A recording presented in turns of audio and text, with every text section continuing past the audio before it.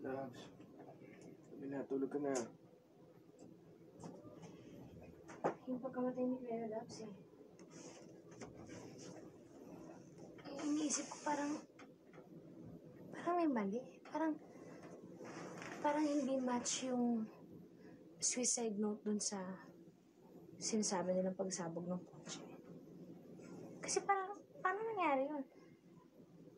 Nandun si Cleo sa loob ng kotse niya, tapos hinayaan niya sumabog habang nandoon siya. Parang hindi tama. Yun naman, naisip ko rin yan eh. Baka nga, wala si Cleo doon sa sumabog na kotse. Sunod niya gagawin yan. Pero bukas natin pag-usapan yan. Nakakasama sa baby natin yung pagpuyat yan. Yan na. Yan na.